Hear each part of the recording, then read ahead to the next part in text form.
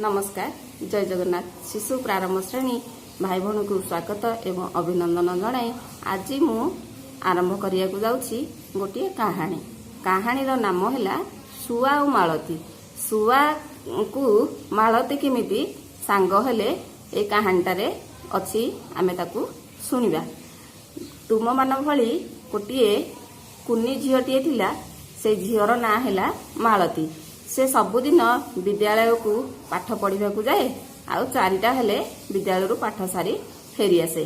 दिने सी रास्ता जीवा समय देखिला गोटे गछ मूल कौन खंडिया खबरा होगी पड़ी। से हठात किनी से गछ मूल को गला देखिला कौन पड़ी। देखिला बेलू शुआटीए क्षत विक्षत हो पड़ी। से शुआटी को संगे संगे हाथ में धरला तार क्षत स्थान को भल भाव पोछीदेला। पोछी ताकू सी प्राणी चिकित्सालय को लेकिन गला। आमे समस्ते जाने आम मानकर रोग वैराग मनीष मानकर रोग वैराग हेले आमे डाक्तरखाना को जाऊे। से ही भली आमर पशु पक्षी जीवजंतुकर रोग हेले सेमानक पई भी स्वतंत्र चिकित्सालय अच्छी बा डाक्तरखाना अच्छी। से ताकू सेही प्राणी चिकित्सालय को लेकिन गला। डॉक्टर को देखला। डॉक्टर संगे संगे तार क्षत को भल भाव सफा करदेले आउ मलम लगेदेले। मलम लगे किसी औषध खाया को देले आउ मालती को मध्य बुझे देले को समय रे औषध से शुआ को खाया को दब बोली।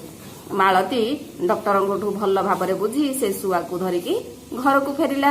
आउ शुआ को से घर रखी ठीक समय रे ताकू औषध खाया को देला।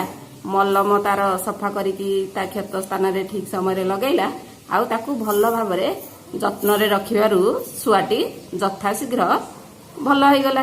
से शुआटी भल हो मालती नहीं जो गछ पाखरु पाइथिला से गछ पाखरे शुआटी को छाड़ीदेला।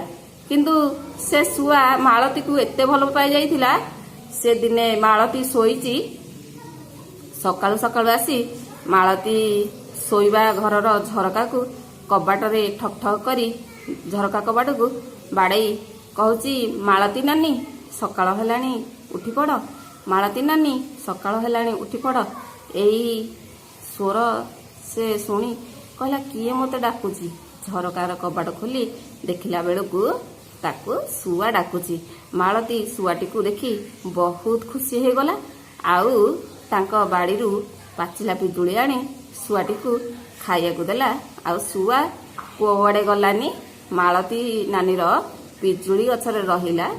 एही कथा देखी मालतीर माँ बापा बहुत खुशी हेले। आउ मालती शुआ सबुबेले सांग होई रहिले। एही कहानी रू आमे जानिले जीवजंतु हुंतु पशु पक्षी हुंतु मनीष हुंतु आमे जहा को भी भल पाइबा दबा सुसंपर्क गढ़िबा से केबे हेले हमको अणदेखा करिवो नाही। आमर संपर्क जेउ मानक साथरे गढ़ी उठिबो से संपर्क निबिड़ होइक रहिबो। आमे सबुबेले समस्तक भल पाइबा आउ सुसंपर्क गढ़िबारे आमे सदा सबदा चेष्टा करिबा। सबुबेले संपर्क को कि भली भाबरे आमे जत्नर सहित रहिबा रखिबा। धन्यवाद। जय जगन्नाथ।